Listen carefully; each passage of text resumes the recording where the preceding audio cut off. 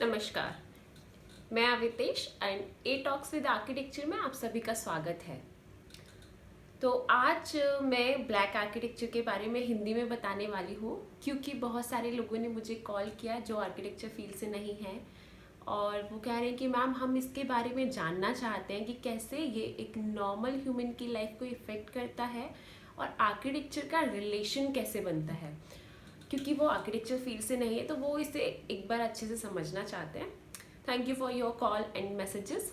हाँ, मैं अभी हिंदी में पूरा विस्तार में बताने वाली हूँ क्या है ब्लैक आर्किटेक्चर, कैसे मैंने इसके बारे में सोचा और कहाँ से रिसर्च शुरू हुई और मैटर ऑफ इमोशंस तक कैसे पहुँची। तो अगर हम ब्लैक आर्किटेक्चर की बात करें तो पहला वर्ड आता है black and second is architecture. जब हम ब्लैक को देखें तो सबके दिमाग में ख्याल आता है कि क्या कोई बिल्डिंग अगर ब्लैक कलर की है तो वो ब्लैक आर्किटेक्चर में आएगी? नहीं, बिल्कुल भी नहीं। दूसरा ऑप्शन ये हो सकता है कि अगर आप सोचें कि कोई बिल्डिंग बिना लाइट के है, मतलब डार्क है पूरी की पूरी, तो क्या वो ब्लैक आर्किटेक्चर में हो सकती है? जी नहीं। अगर आप थर्ड ऑप्शन में सोच रहे हैं कि आप किसी बिल्डिंग में गए, वहाँ जाके आप उसकी फंक्शनलिटी, मतलब वो कैसे काम कर रही है, उसके फंक्शंस कहाँ कहाँ हैं, या आप उसके प्लान को या आर्किटेक्चर को नहीं समझ पाए, तो क्या वो ब्लैक आर्किटेक्चर में आती है? जी नहीं। अब बात आती है कि ये black architecture matter of emotions की बात करता है। तो उसमें कई सारी चीज़ें आती हैं कि क्या ये उस इंसान के लिए है जो ऑलरेडी सेड है या इस जोन में है, तो वो डार्क जोन में पहुंच गया है, तो क्या वो ब्लैक आर्किटेक्चर के लिए आएगा? नहीं, बिल्कुल नहीं। अभी आपको एक बात बता दूं कि आर्किटेक्चर और ह्यूमन का रिश्ता एक डांस के जैसा है, जहाँ दोनों एक दूसरे को अडेप्ट करते हैं, अपनाते हैं और एक रिदम में वर्क करते हैं। आर्किटेक्चर और ह्यूमन बीइंग वैसे ही। हमारे शरीर का और आर्किटेक्चर का रिश्ता बहुत पुराना है। अगर आप देखें तो 90 to 95% एक ह्यूमन की लाइफ अंदर बिल्डिंग्स में या बिल्डिंग के चारों तरफ निकल जाती है और बिल्डिंग से ही शुरू होता है आर्किटेक्चर। अगर आप एक आर्किटेक्ट हैं तो आपको एक छोटी छोटी सी चीज़ से लेके बड़ी से बड़ी बिल्डिंग तक डिज़ाइन करना आना चाहिए। फॉर एग्जांपल, आप एक टेबल स्पून भी डिज़ाइन करना जानते हो, आप नेक्स्ट भी यानी कि घोंसला भी डिज़ाइन कर सके, और अगर ज़रूरत पड़े तो आप एक मल्टी स्टोरी बिल्डिंग भी डिज़ाइन करें। तो वो काम होता है एक आर्किटेक्ट का। तो आर्किटेक्ट को ये सब समझना चाहिए। एक चीज़ मैं आपको बताना चाहूँगी, वो ये है कि एक इंसान जब घर पे जाता है वो घर पे बहुत रिलैक्स फील करता है। क्यों? सिर्फ इसलिए नहीं कि वहाँ पे उसकी फैमिली है, बल्कि इसलिए भी कि वो वहाँ पे बहुत ही सेफ फील करता है, सिक्योर फील करता है। तो अगर आप एक जगह जा रहे हैं जहाँ आप सिक्योर और सेफ फील करें, तो वो आपके लिए घर बन जाता है, या कहते हैं ना कभी कभी यहाँ घर जैसा फील हो रहा है, मतलब आप बहुत सेफ फील कर रहे हैं। अब वो घर को बनाने के पीछे किसका हाथ होता है? आर्किटेक्ट का। मतलब वो बिल्डिंग है तो वो एक आर्किटेक्ट ने बनाया है। चलिए अब हम थोड़ा सा ब्लैक आर्किटेक्चर की तरफ चलते हैं। तो जैसे मैं बात करूँ ब्लैक आर्किटेक्चर के बारे में, तो सबसे पहले टर्म आती है ब्लैक एंड आर्किटेक्चर। तो इसके पहले हम ना आर्किटेक्चर समझ लेते हैं। So what is architecture? Architecture एक साइंस है प्लस आर्ट, बिल्डिंग्स और स्ट्रक्चर को डिजाइन करने के लिए। Very simple, architecture is a science with art, जिससे हम बिल्डिंग डिजाइन कर रहे हैं। कोई भी स्ट्रक्चर, कोई भी बिल्डिंग, ये कोई भी छोटी से छोटी बिल्डिंग हो सकती है, सिंगल सेल भी हो सकती है, मल्टी स्टोरी भी हो सकती है, मल्टी फंक्शन भी हो सकती है, सिंगल फंक्शन भी हो सकती है। तो वो सब डिज़ाइन जब आप कर रहे हैं वो आर्किटेक्चर के अंदर आता है। और इसका हिंदी का मतलब है वास्तुविद्या।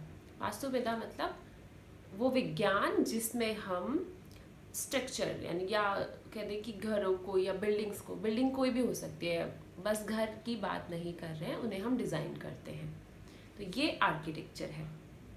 आर्किटेक्चर को हम कैसे समझते हैं? मतलब अगर हम कहीं जा रहे हैं तो आपने देखा होगा, आपने किसी बिल्डिंग में एंटर किया और आपका एकदम से आपको एक्साइटिंग लगा, आपका मूड चेंज हो गया, तो that is something about architecture आपके जो इमोशंस हैं उन पे भी काम करता है। आर्किटेक्चर सिर्फ ईंटों से दीवारें चिनने का मतलब नहीं है कि आपने सिर्फ दीवारें चिनवाई है तो वो आर्किटेक्चर नहीं। आर्किटेक्चर आपके मूड को एम्फेसाइज करता है, मतलब अच्छा कर सकता है, जानदार, कैसे कहते हैं ना, कहीं पे एंट्री किया आपने, आपको बहुत अच्छा लगा, बहुत जानदार चीज़ है, तो वैसा भी आर्किटेक्चर काम है। वो आपके इमोशंस को झट से बदल सकता है, आपके मूड को एम्फेसाइज कर सकता है, इन्हेंस कर सकता है। तो ये सब काम आर्किटेक्चर का आ जाता है। जो मैं ब्लैक आर्किटेक्चर की बात कर रही हूँ वो है इमोशंस प्लस आर्किटेक्चर का कंपोजिशन। तो अगर हम देखें कि इमोशंस आर्किटेक्चर के साथ कैसे काम करते हैं, वहाँ पे आपको एक टर्म मिलेगी ब्लैक आर्किटेक्चर, जिसके लिए मैं अभी आपको धीरे धीरे बताऊंगी कि कैसे और कहाँ मिलेगी। उससे पहले ना हम एक बार समझ लेते हैं कि ह्यूमन बॉडी यानी कि हम आर्किटेक्चर को कैसे परसीव करते हैं, यानी कि कैसे जानते हैं या देखते हैं। और दूसरी चीज़ ये भी है कि हम आर्किटेक्चर हमारे लिए कितना वैल्यूबल है या हमारी लाइफ में इम्पोर्टेंट है भी या नहीं। क्योंकि अगर मैं आर्किटेक्चर की बात करूँ तो it should be connect with everyone, right. उसके लिए भी एक बार देख लेते हैं कि आर्किटेक्चर हमें कैसे कनेक्ट करता है। आर्किटेक्चर हमें कनेक्ट करता है, इसके लिए एक छोटी सी चीज़ देखिए हम वी फील, मतलब हम फील करते हैं, हम सुनते हैं, हम देखते हैं, हम टच करते हैं। तो ये सारी चीज़ें क्या होता है, हमारे इमोशंस के साथ जुड़ी होती हैं। और मैं आपको एक छोटा सा एग्जांपल दूं कि एक घर है जहाँ पे आप बैठे हुए हैं, उसका सीलिंग बहुत अच्छा है, बाहर आपको आउटडोर बहुत अच्छा दिख रहा है, ग्रीन स्पेस दिख रहे हैं और बहुत ही इन्हेंसिंग कलर है, मतलब कलरफुल है वो जगह, या तो बहुत अच्छे से कंपोज की गई है, आप उस जगह में बैठे हैं। एंड दूसरी तरफ आप देखें तो आप एक डार्क जगह में बैठे हैं, गैराज जैसी, अंडरग्राउंड है, वहाँ रोशनी नहीं है। अगर आप ऐसी जगह पे बैठे हैं तब आपको कैसा लगेगा? इन दोनों जगह में से चुनना पड़े तो आप कहाँ ज़्यादा देर बैठना चाहेंगे? आई नो आप वहाँ बैठेंगे जहाँ खुली जगह है, जहाँ से ग्रीन दिख रहा है, बहुत अच्छा सा एटमॉस्फेयर आपको लग रहा है। क्यों? क्योंकि आप वहाँ पे ना पॉजिटिव एनर्जी लेते हैं। तो बेसिक फंडा बिहाइंड आर्किटेक्चर इज कि आप जब किसी बिल्डिंग में या तो एक सराउंडिंग में एंट्री करें तो आप पॉजिटिव एनर्जी लें, वो बहुत ज़रूरी है। अगर आप कहीं जा रहे हैं और आपको नेगेटिव एनर्जी मिले तो क्या होगा, आपके इमोशंस ना नेगेटिव हो जाएंगे, और नेगेटिव इमोशन होने पे क्या होगा कि आप सैड हो जाओगे। Sometimes you can feel anger, right, sometimes you can feel fear, आपको डर भी लग सकता है थोड़ा कि यार कितना अजीब था ऐसे, या तो आप गुस्सा हो सकते हो, बे कहाँ आ गए यार, ऐसी कोई जगह है, ऐसी जगह तो आना ही नहीं चाहिए था, आपका रिएक्शन ऐसा भी हो सकता है। तो इस सब को देखने के लिए हमें क्या करना होता है, हम आर्किटेक्चर को समझते हैं कि हमें कैसी जगह चाहिए, हमें ग्रीन स्पेसेस चाहिए, हमें ओपन स्पेस भी चाहिए और पॉजिटिव ऑरा चाहिए अपने आसपास। तो वो हम बिल्डिंग को देख के ही समझ पाते हैं कि कैसे ये काम करने वाली है। अगर आप बात करें इम्पोर्टेंस ऑफ आर्किटेक्चर की, तो आर्किटेक्चर जैसे मैंने भी बताया सिर्फ चार दीवारी नहीं है, सिर्फ मटेरियल ईंट रोड़ी पत्थर की बात नहीं है, क्या सिर्फ एक छत हो वो नहीं है। आर्किटेक्चर वहाँ आपको कनेक्ट करता है या इम्पोर्टेंट देता है जब आपका मूड इन्हेंस हो रहा है, जब आप सिक्योर फील कर रहे हैं, आप सेफ फील कर रहे हैं, आप ऐसी जगह पे हैं, तो आर्किटेक्चर आपको कहीं ना कहीं अगर मैं इसमें पॉइंट्स लूँ तो पहला हो सकता है कनेक्टेड विद इन्वायरमेंट। इन्वायरमेंट में कैसे कि आपने एक चार दीवारी बना दी, उसमें कोई विंडो नहीं है, सिर्फ डोर है, आप डोर से अंदर जा रहे हो, बाहर आ रहे हो, आप कनेक्ट नहीं कर पा रहे हो इन्वायरमेंट के साथ। So architecture is not about one building कि आपने एक सेल बनाई है और उसी में आपको आर्किटेक्चर दिखना है, नहीं, इट्स 50-50 मतलब 50 इंडोर 50 आउटडोर। तो जैसा आप अंदर से उसे बना रहे हैं वो अच्छा, लेकिन आपको बाहर इन्वायरमेंट के साथ भी उसे कनेक्ट करना है ताकि जो पॉजिटिव एनर्जी नेचर में है वो आप घर में फील कर पाए, आप फील कर पाए, नेचुरल लाइट को फील कर पाए। बहुत सारी चीज़ें उससे आपकी इन्हेंस होती हैं। अगर वो चीज़ नहीं है तो आप नेगेटिव में भी जाते हो। दूसरी चीज़ हो सकती है कि आप अगर वर्नाकुलर मटेरियल्स यूज़ कर रहे हो। सो वर्नाकुलर का मतलब होता है जो आपको लोकली मिल जाए। लोकली मतलब जैसे अभी अगर आप इधर इन दिल्ली एनसीआर वाले जोन में हो तो आपको यहाँ पे ब्रिक्स बहुत इजीली मिल जाता है, ठीक है। लेकिन आप ब्रिक्स की जगह अगर वुड में अपना पूरा बिल्डिंग बनाओगे तो वो बहुत महंगा होगा। तो हम क्या करते हैं, आर्किटेक्चर के लिए जो लोकल अवेलेबल होता है, जो वर्नाकुलर है, जो हमें ईजीली मिल जा रहा है, हम उसे यूज़ करेंगे। उससे हमारी दो चीज़ें हो जाएंगी, एक तो ट्रांसपोर्टेशन बच जाएगा हमारा, और वो जो हमें पास में, अब ट्रांसपोर्टेशन बचेगा तो हमारी काफ़ी सारी एनर्जी बच सकती है। फिर अगर हम यूज़ करें जो हमारे इन्वायरमेंट, मतलब जो क्लाइमेट कंडीशंस के हिसाब से, क्लाइमेट होता है जब आप कई सालों का देखें वेदर को एवरेज निकाले तो आपको समझ आता है कि क्लाइमेट क्या होता है। तो अगर आप क्लाइमेट कंडीशंस के हिसाब से आप अपनी बिल्डिंग मटेरियल्स को नहीं रख रहे हैं तो वो एनर्जी ज़्यादा लेती है। जैसे आजकल क्या होता है, अगर आप शहर में देखें तो सारी बिल्डिंग्स के जो फ्रंट है, फसाड जो सामने से आप देख पा रहे हैं, सारे वो ग्लास के हैं। अब ग्लास देखने में तो अच्छा होता है, उस सिर्फ देखने में अच्छे के लिए क्या होता है कि वो एनर्जी बहुत ज़्यादा ले लेता है। कैसे? बहुत जल्दी गर्म हो जाता है, प्लस हीट को अंदर ही आने तो देता है वो, और लॉक भी कर देता है, जिससे बहुत गर्म हो जाता है। फॉर एग्जांपल, आप अगर अपनी कार को देखें, कार के शीशों से गर्मी आती है और बहुत गर्म हो जाती है हमारी कार, वैसे बिल्डिंग भी गर्म हो जाती है। अब बिल्डिंग को ठंडा रखने के लिए हम क्या करते हैं, फिर हम एसी लगाते हैं उसमें। एसी से हम बेसिकली एनर्जी वेस्ट कर रहे हैं, अगर आप बहुत ज़्यादा लगा रहे हैं और बिल्डिंग गर्म हो गया। तो हमें वो चीज़ भी देखनी होती है कि आप वर्नाकुलर मटेरियल्स को कैसे यूज़ कर रहे हैं। तो वो चीज़ कभी नहीं भूलनी चाहिए। कोशिश करें कि आप वर्नाकुलर मटेरियल्स, वर्नाकुलर टेक्निक्स को ज़्यादा से ज़्यादा यूज़ करें। नंबर 3 पे मैं बात करूँगी फिजिकल एक्टिविटीज़ की, और फिर आता है सोशल कनेक्टिविटी। ये दोनों चीज़ों में क्या होता है कि अगर आप कोई बिल्डिंग डिज़ाइन कर रहे हैं और वो सोशली कनेक्टेड नहीं है, मतलब वो कुछ ऐसी है कि आप सबसे अलग हो गए, आप बंद हो गए, आप फिज़िकल कोई एक्टिविटी नहीं कर पा रहे हैं, और जैसे आप एक कॉलोनी में हैं, आपने घर बनाया और आपका घर ऐसा है कि आप किसी और को देख ही नहीं सकते, ना कोई आपको दे सकता है, ठीक है। आपने ओपनिंग रखी, ठीक है, आपने पीछे रख दी, बीच में रख दी, बट आगे से आप किसी से कनेक्ट नहीं हो पा रहे हैं सोशली। मतलब देखिए, आपका सिर्फ सोशली कनेक्ट होना नहीं बनता, आपकी बिल्डिंग भी, जो आपका नेबरहुड है, उससे सोशली कनेक्टेड होनी चाहिए। वो चीज़ भी मैटर करती है। एक अगर मैं आपको छोटी सी बात बताऊं कि एक आर्किटेक्ट जो होता है ना, वो एक इंसान को मार सकता है अपनी बिल्डिंग डिज़ाइन से। तो आप सोच रहे होंगे, नहीं नहीं, आर्किटेक्ट कैसे मार सकता है? और आप ये क्यों सोचते कि मारना सिर्फ अगर आप गन लेके मार रहे हैं तो वही मारना होता है? जी नहीं। अभी जो क्लाइंट क्या करते हैं, जनरली ऐसा देखा गया, 80% क्लाइंट्स आर्किटेक्ट की बात मानते ही नहीं हैं। आर्किटेक्ट उन्हें समझाता भी है कि नहीं आप ऐसे डिज़ाइन किए, पर वो नहीं समझते हैं, और बाद में ब्लेम फिर आर्किटेक्ट के ऊपर आ जाता है। हालांकि आर्किटेक्ट को कोशिश करनी चाहिए 200% कि वो क्लाइंट को कन्विंस करे, बट यहाँ थोड़ी ड्यूटी क्लाइंट की भी है कि वो समझे आर्किटेक्ट को वो ऐसे क्यों कह रहा है। अब उसने उसके बारे में पढ़ा है, वो समझता है कि ये चीज़ें आगे आके आपको हार्म करेंगी या कुछ गड़बड़ हो सकती है, तो शायद इसीलिए वो आपको समझा रहा है। तो मेरी क्लाइंट से स्पेशली रिक्वेस्ट है कि आप अपने आर्किटेक्ट की बात को समझने की कोशिश करें प्लीज़। तो अगर मैं बात करूँ, पहला चीज़ होता है ग्रीन स्पेसेस। जनरली क्लाइंट क्या करते हैं, जगह बचाने के चक्कर में ग्रीन स्पेस बिल्कुल भी नहीं रखते हैं। जो सेटबैक्स दिए होते हैं वो भी वो लोग नहीं फॉलो कर पाते हैं। अब एनबीसी में लिखा है, रूल्स है, तो उसकी कोई ना कोई वजह होगी ना। आप एक छोटी सी चीज़ समझिए कि आप अभी घर में हैं, आप घूमने जाना कहाँ पसंद करते हैं? जहाँ बहुत सारा ग्रीन हो, हिल स्टेशन पे, जहाँ आपको अच्छा लगता है, आप नेचर से कनेक्ट कर पाते हैं।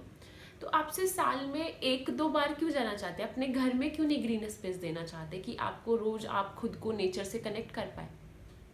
वो आप सही समझते हैं। अब दूसरी चीज़ में जैसे बात करूँ, वेंटिलेशन नहीं दे पाते हैं। अगर आर्किटेक्ट ने बोला है शाफ्ट दे दो, तो उस शाफ्ट को आप कवर कर देते हो कि नहीं नहीं ये यूज़ हो जाएगा, ऐसे हो जाएगा। वो शाफ्ट वेंटिलेशन के लिए है। आप समझिए कि अगर वेंटिलेशन नहीं आ पा रहा है आपके घर में, फॉर एग्जाम्पल एक छोटा पौधा होता है, जब उसे सनलाइट नहीं मिलती तो क्या होता है, वो 1-2 दिन में मर जाता है।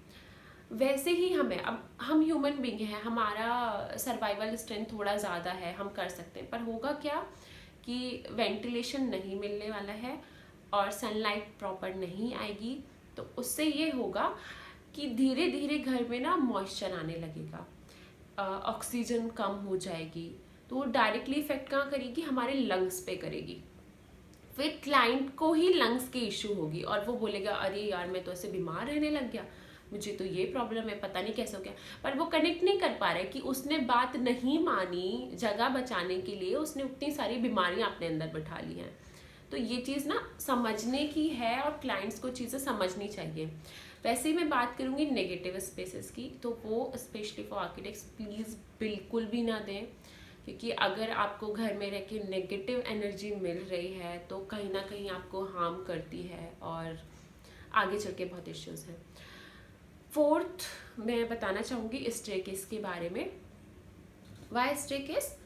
आप समझ के वास्तु के हिसाब से सब लोग क्लाइंट ना आजकल टीवी पे देख लेते हैं ऐसा होना चाहिए वैसा होना चाहिए, फिर अपने आर्किटेक्ट के पास पहुंचते हैं कि सर नहीं नहीं नहीं ये तो ऐसा होना चाहिए वैसा होना चाहिए। अरे वो क्यों बता रहे हैं? उसका साइंस, उसका लॉजिक तो समझो।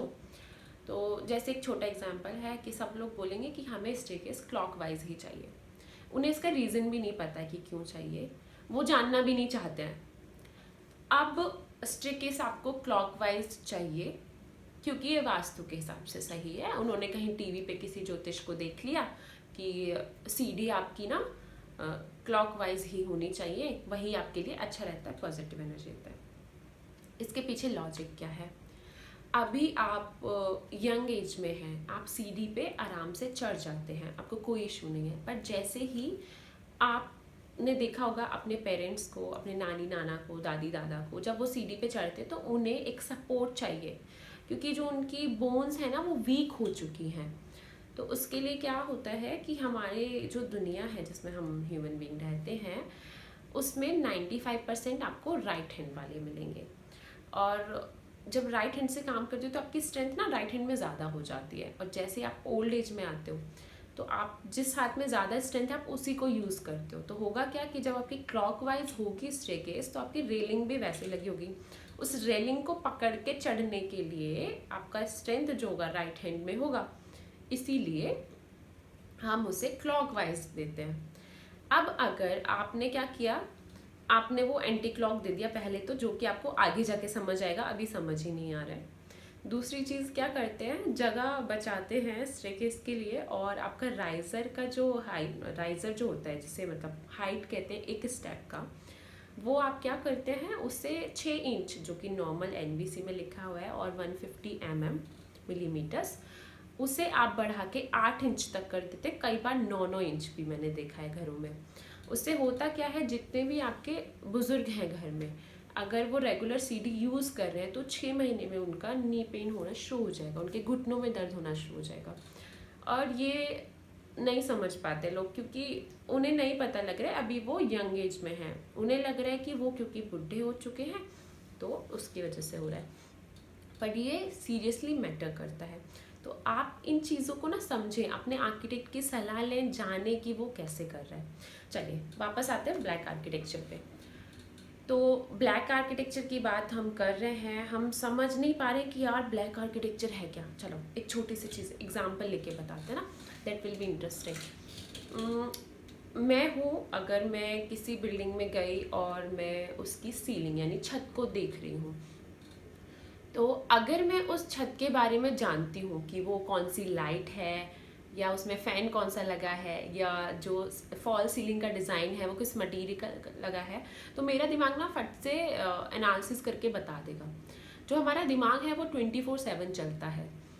अगर मैं उसके बारे में नहीं भी जानती, एक बंदा जो आर्किटेक्चर को नहीं समझ रहा, उस डिज़ाइन को नहीं समझ रहा, फिर भी उसका दिमाग काम कर रहा है। वो हमारे दिमाग कैसे काम करते हैं, वो एक इमेज को ना कैप्चर करता है। ठीक है, मैंने कहीं भी देखा, मैं सीलिंग पे देखूँ, मैं वॉल पे देखूँ, मैं बालकनी में देखूँ, वो इमेज वो कैप्चर करता है। अब दिमाग ना इमेज को कैप्चर करके, मतलब इनपुट जो हो हमारा वो एक इमेज हो गई हमारे दिमाग के लिए। उस दिमाग में फिर क्या होगा, उस दिमाग जो है वो उस इमेज को कैप्चर करने के बाद उसका एनालिसिस करेगा, मतलब उस पर काम शुरू करेगा कि ये क्या है। अगर हमारे दिमाग में पहले से है तो वो बता देगा, तो हमें पता होता है कि ये नहीं है, तो वो उसे स्टोर करके रखता है, मतलब फिर उसे डिटेक्शन करता है, उसकी पूरी एनालिसिस करता है वो। और एनालिसिस के बाद वो उसे अगर हमें पता है तो ठीक है, नहीं तो उसे स्टोर करके रख लेगा। तो हमारा इनपुट क्या हुआ, एक इमेज हुई। अब उस इमेज के एनालिसिस के बाद क्या आता है, मतलब आउटपुट क्या आता है। तो उसमें आपने देखा होगा हम कई बार कहते हैं ठीक है, ऐसे रिएक्शन आता है। कभी ओ बहुत अच्छा लगाया सर आपने, डिज़ाइन बहुत अच्छा है। हम कभी कलर्स की बात करते, कभी हम कहते हैं नहीं नहीं इसके तो ये होता तो ये होता। कभी हम ना एकदम एक्साइटेड हो जाते हैं, ओ हो कितना अच्छा है ये, तो ऐसे। तो हमारा जो आउटपुट है वो बेसिकली एक इमोशन होता है। तो कभी वो पॉजिटिव हो सकता है, कभी वो नेगेटिव भी हो सकता है। पॉजिटिव कैसे, आपको अच्छा लग रहा है, आप किसी चीज़ को देख के ना प्लेजेंट फील कर रहे हो, बहुत प्यारा लग रहा है आपको।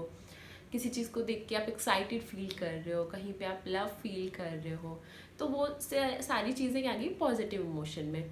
ऐसे ही नेगेटिव इमोशन में भी आ सकता है।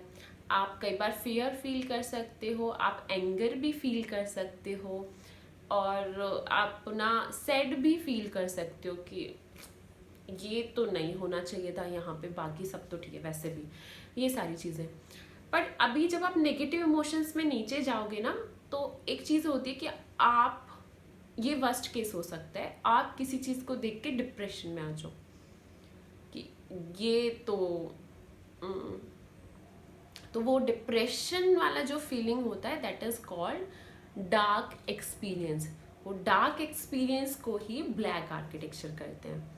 मतलब जिसे देख के जो आपका आउटपुट है या जो आपका इमोशन है वो डिप्रेस हो जाए, या आप डिप्रेशन वाला फील करो, या वो डार्क एक्सपीरियंस वर्स्ट केस वाली चीज़ है कि यार ये तो सबसे गंदा है, ऐसे बोलते हैं ना, तो जो वो फीलिंग आ जाए वो ब्लैक आर्किटेक्चर कही जाती है। आई होप अभी आपको ब्लैक आर्किटेक्चर थोड़ा थोड़ा समझ आ गया होगा, और आप समझ पा रहे होंगे कि आर्किटेक्चर कैसे एक नॉर्मल ह्यूमन बीइंग की लाइफ को कनेक्ट करता है।